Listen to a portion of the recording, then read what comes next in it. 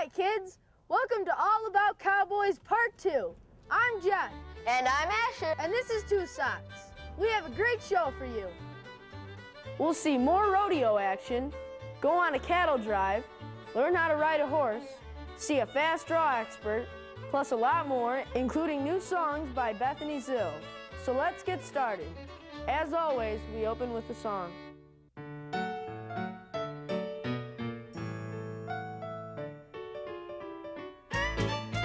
Saddle up your horses, roundup time is near. Saddle in for a nice long ride, and this is what you'll hear. All about cowboys riding on the range. All about cowboys and how they have changed. Riding, roping, rodeo, let's hit the trail, come on, let's go. All about cowboys and cowgirls too.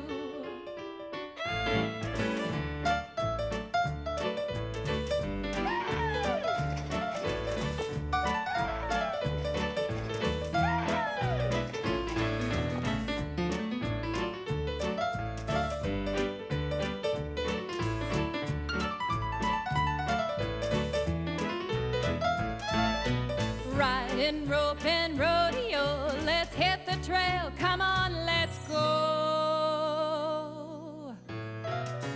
All about cowboys and cowgirls too.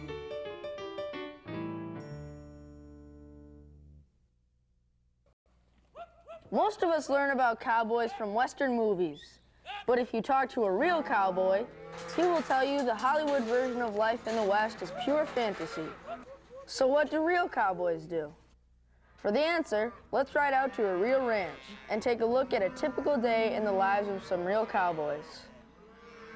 This is Big Creek Ranch, an 84,000-acre slice of heaven, located near Encampment, Wyoming, about 70 miles west of Laramie.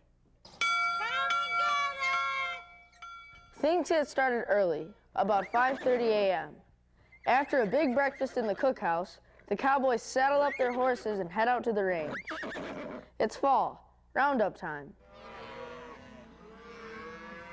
There's a herd of steers to be rounded up and brought into the corral to be counted, weighed, and loaded into big trucks to be taken to market. A lot of kids think that in order to be a cowboy or be involved in the livestock business, you have to be raised on a ranch, and that's not necessarily true. They can get involved in 4-H or Little Britches Rodeo, and that in turn will give them other avenues to visit with other people that do have ranches and do have cattle. You know, that can be a good way for a kid to start. In the Old West, cowboys loaded the cattle on trains. Trains aren't used anymore. Today, they use big trucks. Now that the steers have been taken to market, the cowboys turn their attention to other jobs. On a working ranch, there's always something to do. Fences need to be mended. Cowboys call mending a fence fencing. Feed sacks need to be unloaded. And a horse needs his horseshoes replaced. Horses need horseshoes to protect their feet. Horses' feet grow similar to your fingernails. Keep the horse's feet so that he can travel and do his work. We put shoes on, especially in real rocky ground. Keeps their feet from getting sore. The cowboys at Big Creek Ranch shoe their own horses. Today, a cowboy is cutting hay. Hay is vegetation like grass, clover, or alfalfa that is cut, dried, and gathered, then fed to horses, cattle, and other livestock. If you ever see hay being cut, take the time to stop. Nothing smells as good as freshly cut hay. Once the hay has dried for a day or two, a hay baler picks up the loose hay, forms it into a bale, ties it tightly, then drops it out the back.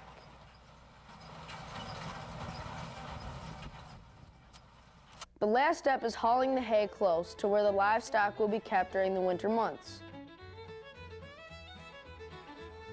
Horses and cattle love hay. They eat about 25 pounds a day. That's a lot of hay.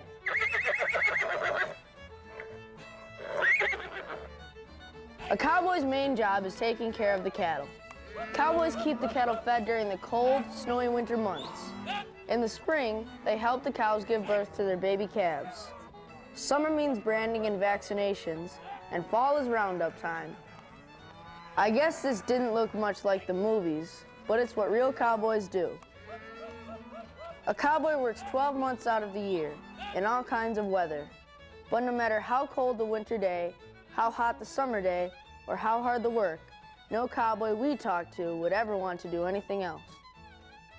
I guess it's because the cowboy's life has pleasures city folk will never know.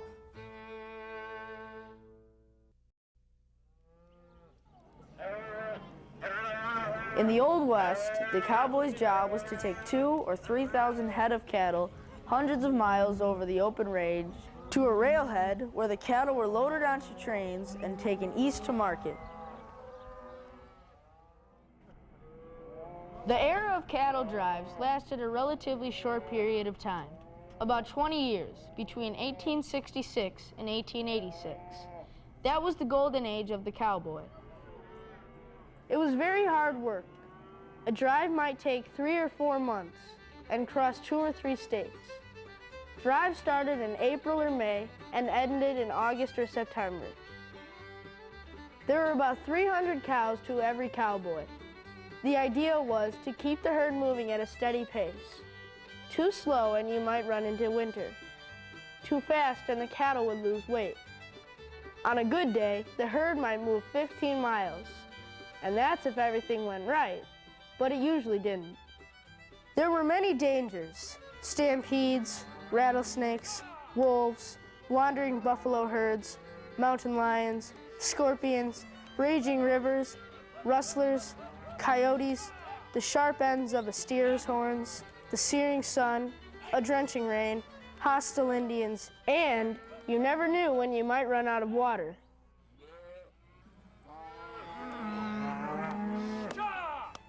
To survive a cattle drive took courage, endurance, and quick wits.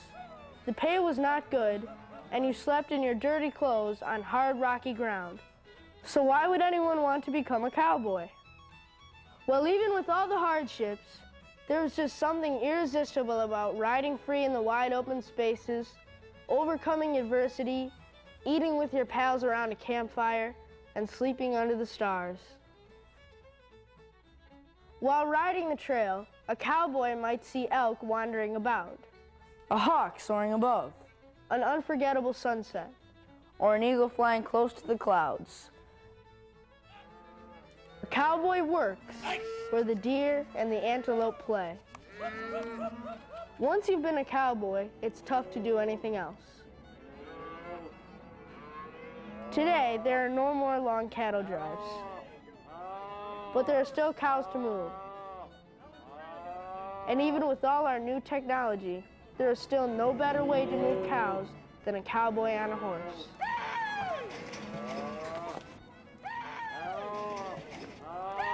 The cowboy's basic work today is the same as it was 150 years ago. And today's cowboy has to be just as courageous, self-reliant, and tough as those who rode the trail before him.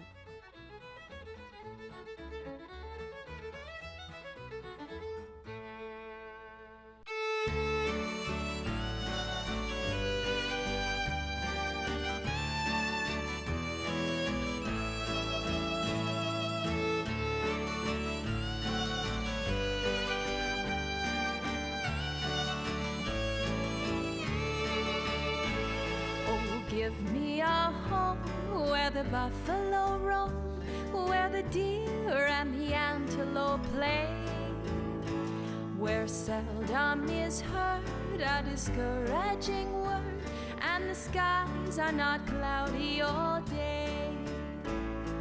Home, home on the range, where the deer and the antelope play, where seldom is heard a discouraging word, and the skies are not cloudy all day.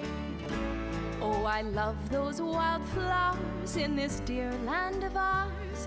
The breeze is so balmy and light, and I would not exchange my home on the range for all of a city so bright. Home, home on the range, where the deer and the antelope play, where seldom is heard a discouraging word, and the skies are not cloudy all day.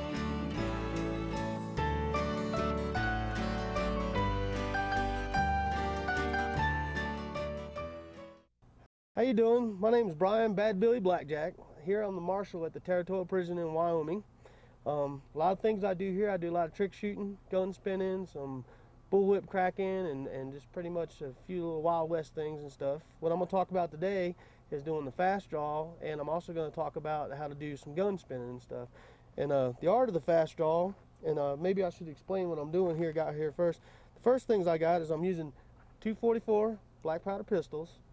All right, they are real pistols that we use, but for what I do here and stuff, we do use blanks, and it's a blank load. It's called a hot load and stuff, and we do a little bit of fancy stuff for you.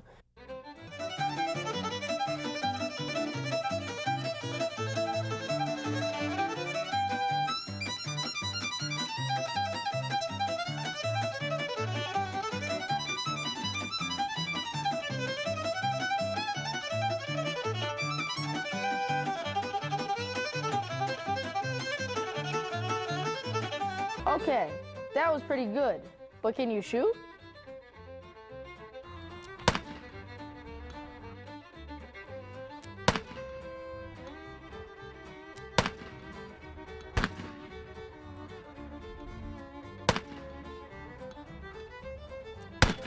Okay, hotshot, you can shoot, but can you crack a bullwhip? So you can crack a bullwhip. Can you fly a jet?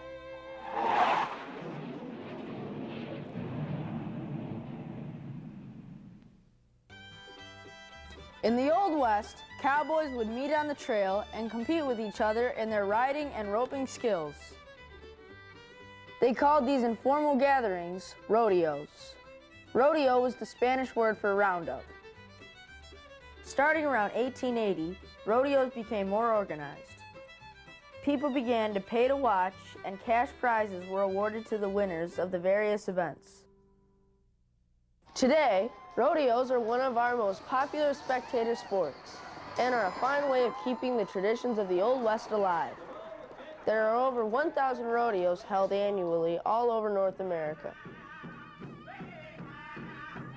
Rodeo weekend is always a big event, but the main attraction is the competition. Events include steer wrestling, barrel racing, wild bronco riding, and, the most dangerous of all, bull riding. To win, cowboys need skill, balance, endurance, speed, a fine horse, and a smile from Lady Luck. Most rodeo events are based on skills cowboys used in the Old West to round up cattle and tame wild horses. In rough stock events, how a horse or bull bucks accounts for up to 50% of the cowboy's score. A horse or bull who can make great bucks, twists, and turns will get the cowboy more points.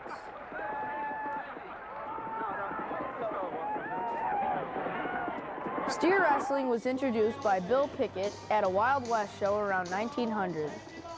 At first, Bill did it as an exhibition. Later, it became a timed rodeo event. Steer wrestling is also known as bulldogging.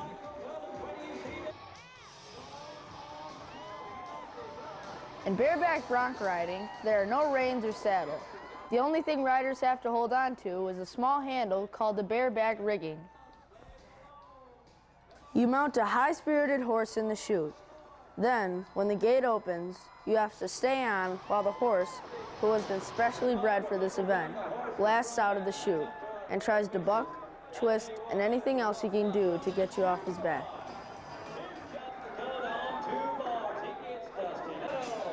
The idea is to stay on for 8 seconds.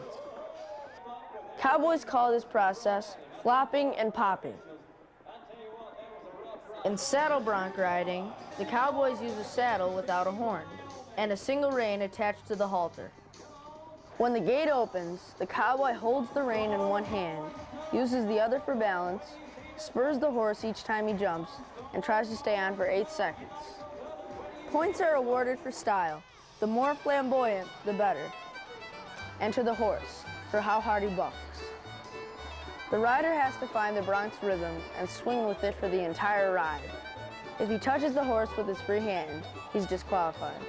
Get in the chute, get on your horse, and get everything set the way you like it. And when it's set how you want it, then you nod your head and they open the gate, and there it's a blur.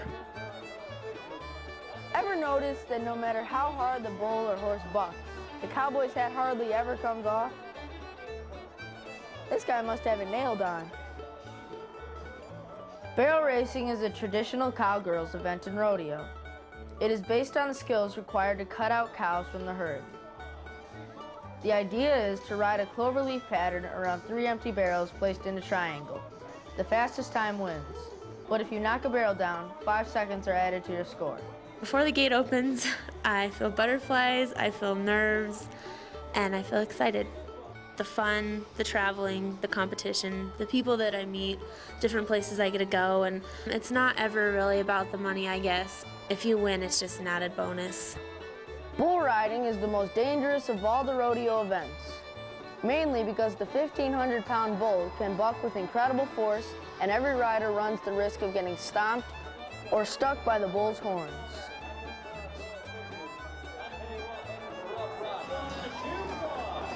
The cowboy rides bareback, holding on to the rodeo grip, which is secured to a rope tied behind the bull's shoulders.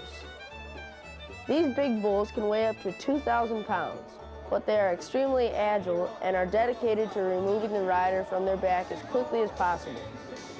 The rider has to anticipate spins, jumps, twists, drops, and tilts, all done at machine gun speed, and try to stay on for 8 seconds. And when you're on a bull, those 8 seconds seem like 8 hours.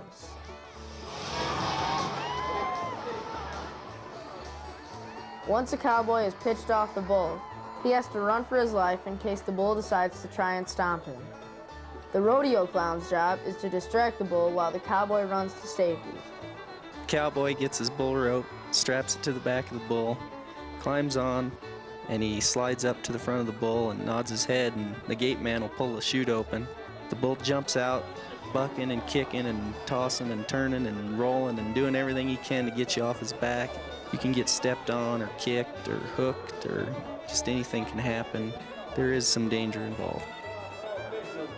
I think I'll stick to baseball.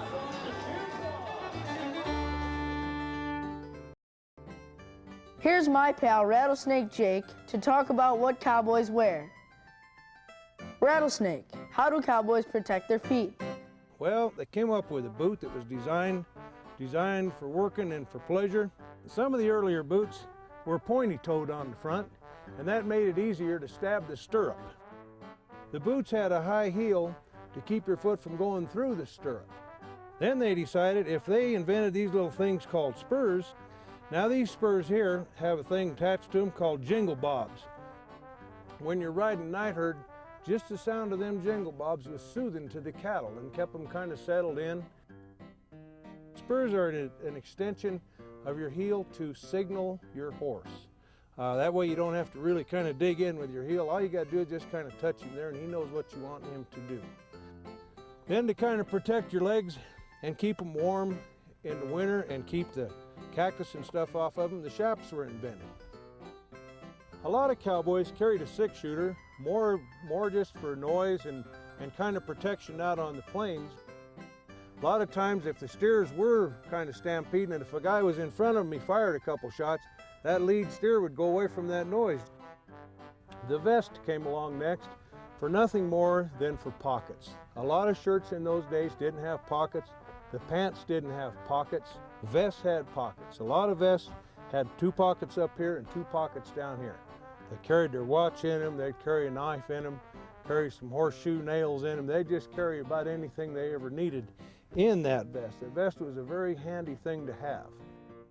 Another thing that was very useful to the cowboy out on the trail was his slicker. And this was built to shed rain, and that's exactly what it did. Well, between this and your big hat, I'll tell you, you never got any water down your back. My hat tips up in the front. It's traditional of the old days, and the way the cowboys did things, it just makes more sense for the wind to keep it on that way. If it was tipped down, the wind would remove it sooner. I like to say my hat's tipped up in front because my horse goes so fast, but I've heard other folks say that my hat's tipped up in front because I'm so full of hot air.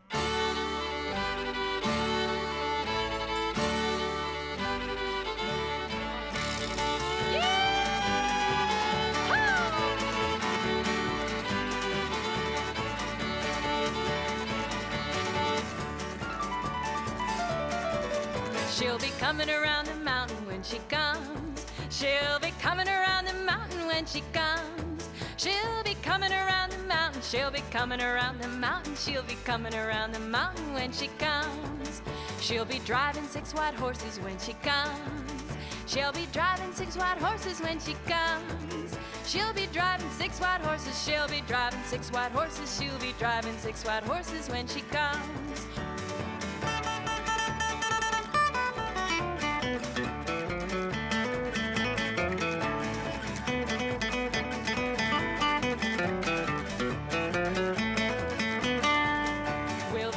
Chicken and dumplings when she comes. We'll be eating chicken and dumplings when she comes. We'll be eating chicken and dumplings. We'll be eating chicken and dumplings. We'll be eating chicken and dumplings when she comes.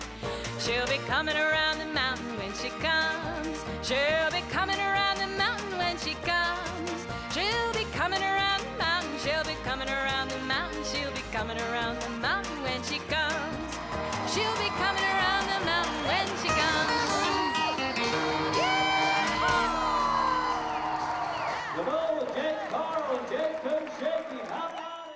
Prairie Rides, located on the Johnson 99 Ranch, 4 miles west of Laramie, is a fine place to go for old-fashioned Western fun. You can go on a wagon ride, a hay ride, take horseback riding lessons, learn how to care for your horse, and go for trail rides.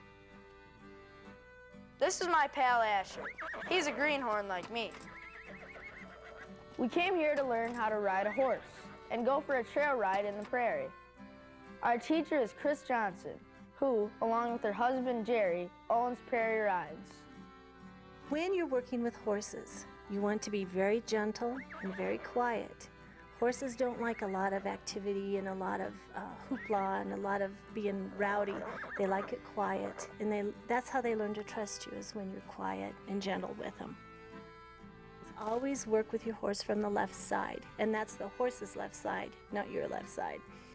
Groom their horses from the top down, and you start with a curry comb and do it in a circular motion, and then you use a dandy brush to finish brushing off the dust so that you're ready to put a saddle pad on them. The next thing that you do is you use a hoof pick and you clean their feet out, and then you go to the other side. And when you go around a horse, you want to make sure that you are really close to them. You touch them all the way around, and you touch your horse a lot. That's how they learn to trust you too. You touch a lot, you love them a lot. The next thing you do is you put your saddle pad on. You check your saddle pad underneath to make sure that there's no stickers or nails or whatever in there, because you don't want that next to your horse. Then you put the saddle on, and you tighten the front cinch first, and then the back cinch. You put the latigo through the cinch and tighten it up. Sometimes you put a knot in it, and sometimes you just buckle it, depending on what kind of saddle it is. Then you put the bridle on, and you make sure that the bit is in their mouth, and that you tighten the throat latch. You want to leave 3 fingers loose in the throat latch to make sure it's not too tight on their neck. So now we're ready to go ride. You get up on a horse from the left side, put your left foot in the stirrup, then throw your right leg around the horse. Now you're in the saddle. Hold the reins with your left hand. This lets your right hand free for roping. To make the horse go, kick his sides gently and say "giddy up" or something like that. Your horse will start moving forward. To go left, lay the right rein over the horse's neck. The horse will go left. To go right, lay the left rein over the horse's neck. The horse will go right. To stop, pull back on the reins and say, "Whoa!" We're all set and ready to hit the trail. Well, actually, I don't know about Asher and me. We've never ridden a horse before, but it looks like fun, so here we go. We have a good group for today's ride. You can tell how a horse is feeling by watching his ears. Ears up means you've got a relaxed, happy horse. If the ears are laid back, the horse is upset and you better run for cover. To make the horse go faster, you squeeze in with your knees. When you're riding, your legs should be slightly bent because they act like shock absorbers. Keep your legs pressed in on the horse. You're hanging on with the upper part of your inner thighs. You ride with the rhythm of the horse. You don't want to be bouncing in the saddle. You have to be, like I said at the very beginning, you have to be gentle and kind and loving to your horse. And the more you love on them, I've watched horse trainers do it over and over again.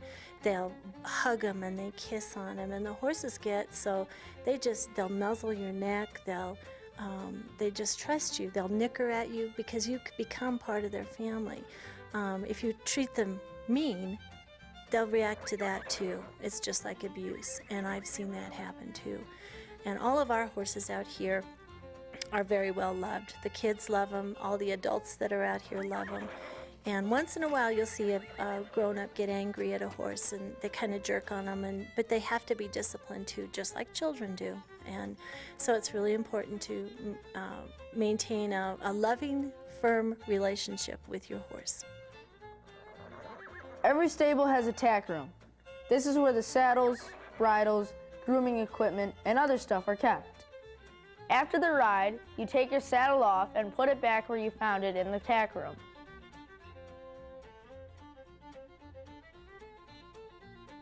A ride in the prairie is a great opportunity to make new friends, talk about whatever, and get to know your horse. It's also very beautiful. When the wind blows and the grass sways back and forth, the prairie looks like a golden ocean. That was fun. Can't wait till next time. There are many different breeds of horses in the world, but if you see a cowboy on a horse, chances are that horse is a quarter horse. The American quarter horse is a breed known for its versatility, strength, agility, and responsiveness. An ideal horse for the working cowboy.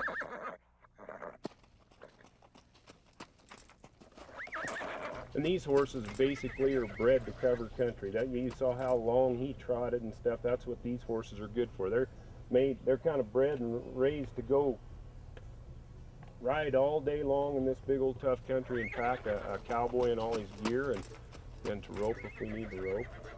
Pistol Pete is a quarter horse. Mark has Pistol Pete in the corral for a little workout. They're getting ready for a quarter horse reining competition. One of the maneuvers is called the stop. The stop, you're trying to get them to get some acceleration and then get their rear end driving and then pushing into the stop and getting a long slide and stop. Two other maneuvers are called turnarounds and circling. Quarter horses are best at separating cows from the herd. This is called cutting cows. Mark and Pistol Pete are going to practice a little cutting. A workout like this keeps Pistol Pete in shape and sharpens his skills. What we're doing is some real basic things there with training the horse to get him to drag with the cow and let the cow dictate the direction they want to go, and then the horse goes out and stops the cow and turns with the cow and goes back across the pen. The idea is to keep the horse's eye on the cow so he has his full attention on the cow. The cow wants to get back with the herd, and the quarter horse's job is to keep cutting the cow off so she can't make it back to the herd. The quarter horse has been bred for this kind of work for years and years. They have what is called bred-in cow. That means a quarter horse can anticipate what the cow is going to do. So when the cow makes his move, the quarter horse is ready for it. They've got the stop, and they've got the ability to react to that cow through their athletic ability. And then the training is where they've been trained to watch the cow and to react to the cow. A lot of it's natural, but a lot of it's training. The rider is pretty much along for the ride. Once a quarter horse gets cow savvy, he knows how to react to the cow's evasive tactics. The rider gives some cues, but an experienced quarter horse responds without being prompted. Lots of times things happen so fast the horse reacts before the rider does. How did quarter horses get their name? Because they can run the quarter mile faster than any other horse. Next time you watch a Western movie or see a horse in a rodeo, you're likely to be looking at an American quarter horse.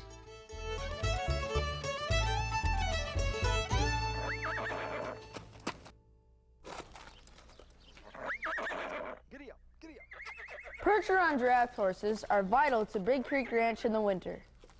Sometimes the snow gets so deep, tractors and even four-wheel drive trucks can't get through. So how do cowboys at Big Creek Ranch feed their cattle? They use a four-horse team of Percherons pulling a heavy sled filled with hay.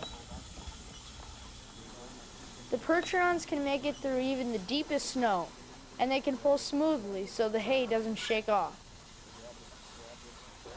Percherons don't have much to do during the summer, so Ben is giving them a little workout.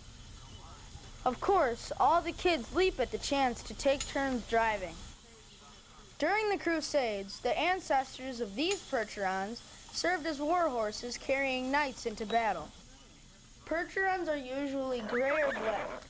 They look powerful with a wide forehead, long thin ears, thick legs, lively eyes, and a long neck with a thick mane.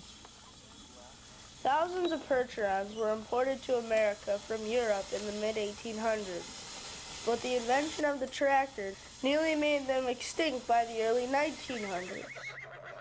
But some farmers kept using Percherons, and today they are still working on ranches and farms. We hear people talk about the cowboy way, the cowboy's code of ethics. So we asked some folks what the cowboy way meant to them. You know, it's everything America's about, red, white, and blue, and the cowboy signifies that. He's a rugged individual. He's got to be self-sufficient, yet he's the first one to offer a hand to somebody that needs help. And I think that's what America's all about.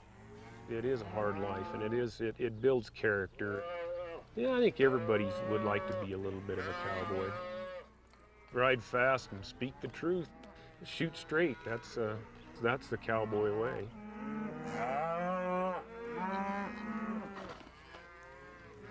To be honest, to give the very best that they can give. Honesty is a huge thing out here, and people kind of like to be known for that. Giving them the best that they can give, their very best effort, it's a very good thing. It's something that we need a lot more of.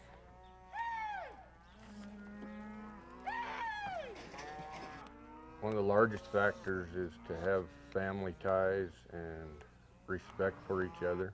We don't show rudeness to one another. Another great thing is we try to involve our kids in our work and our daily lives. And I think a lot of places and jobs you can't do that.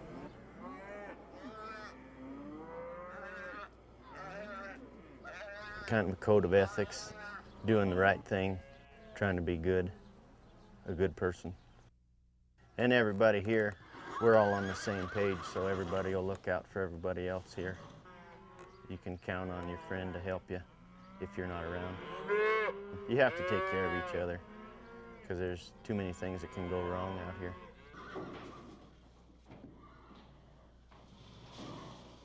Take pride in your work and do the best of your ability and try and improve in what you're doing. Having good horsemanship, taking pride in your horses and your job. there's probably a little bit of cowboy in everybody. You like to be independent, doing your own thing, and everybody likes to take pride in their work, and I don't think there's a more prideful job than cowboying. It's just a good way of life.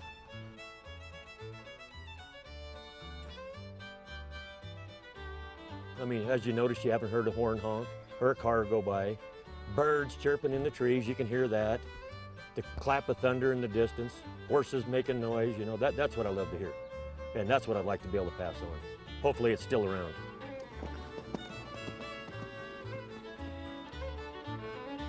The cowboy way to me really embodies my dad.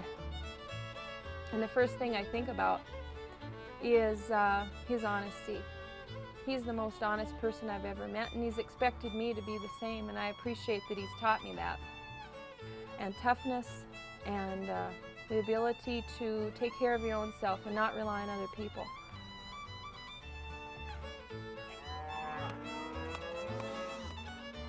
To develop your sense of honor, your sense of honesty, to be fair with people, and to just do a good job. I can't say that enough times because that's a real important thing. Yeah, I love it out here.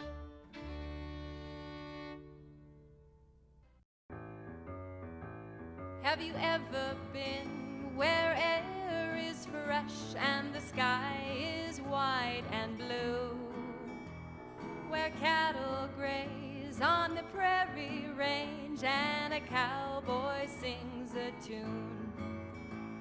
Where meadowlarks call and doogies bawl? There's a place out west where I love best. It's where the cowboy calls his home.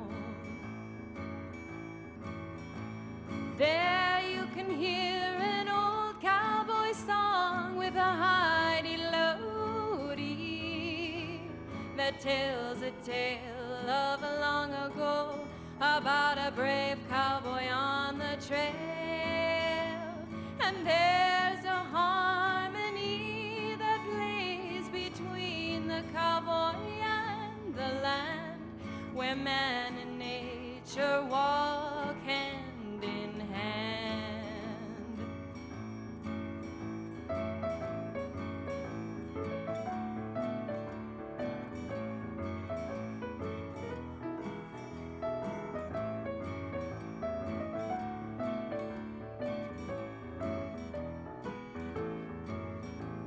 Have you ever been where coyotes howl and sagebrush fills the air? Where horses run in the setting sun, where you're free from cares? It's where time is roped and tied and held to a simple kind of life. There's a place out west where I love best. It's where the cowboy calls his home. There you can hear an old cowboy song with a hidey-lody that tells a tale of a long ago about a brave cowboy on the trail.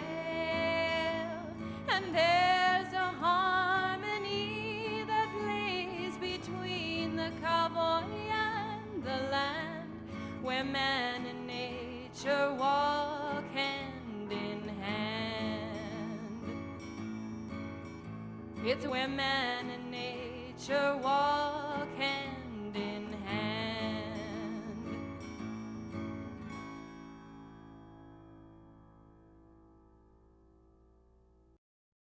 Well, time to go. Until we meet again, happy trails. Saddle up your horses, roundup time is near. Don't miss All About Cowboys Part 1, 45 minutes of exciting cowboy action. See amazing trick riders, heart-pounding rodeo action, a world-class trick roper, original music by Bethany Zill, plus lots more. My Phyllis dear, to yon blue mountain free, where blossoms smell the sweetest. Come roll along with me. It's every Sunday morning when I am by your side. Let's jump into the wagon and we'll all take a ride. Wait for the wagon, wait for the wagon, wait for the wagon and we'll all take a ride. Don't miss it.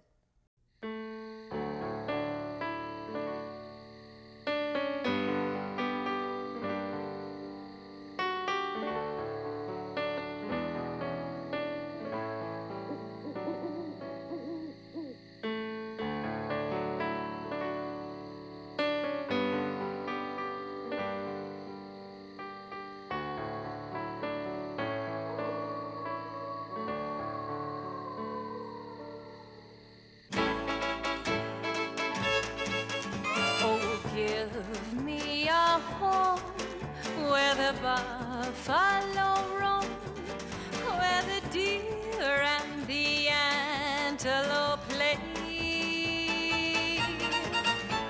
where seldom is heard a discouraging word, and the skies are not cloudy all day.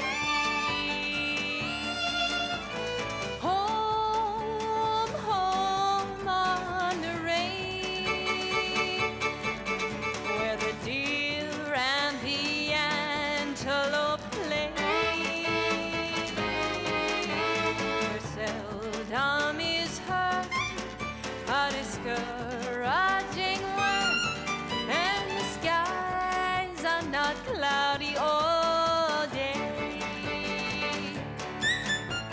Where seldom is heard a discouraging word, and the skies are not cloudy all day. Hi, Mr. Horse. Why the long face?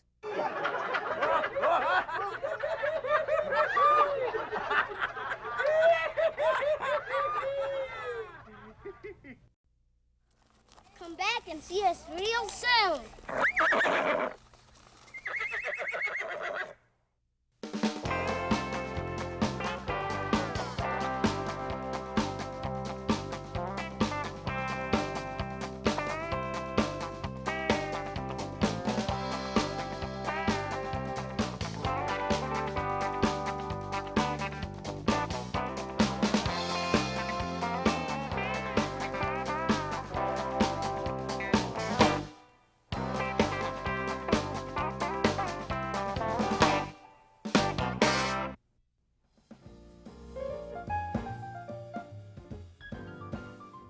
What do Frank Sinatra, Tom Snyder, and Mandy Patinkin have in common? They are all featured in TM's new Celebrity Train Layout series.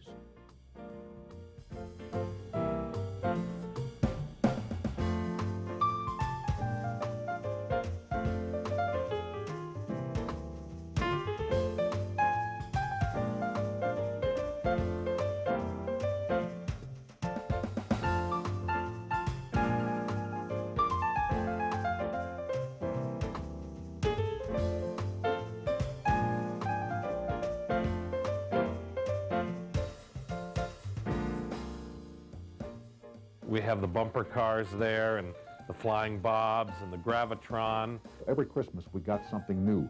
The bascule bridge, the log loader, the 397 coal loader.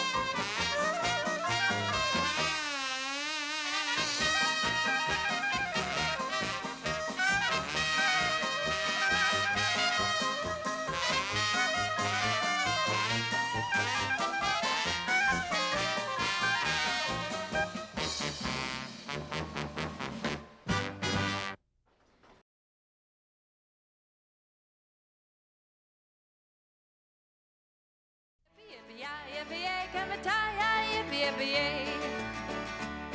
With my knees in the saddle and my hat in the sky, I'll still punch cattle in the sweet vine by. Come a tie, yippee, yippee-yay, yippee-yay, come a tie, yippee-yay. Now available, a new music CD by Bethany Zill, featuring music from the All About Cowboys video series and other songs of the Old West.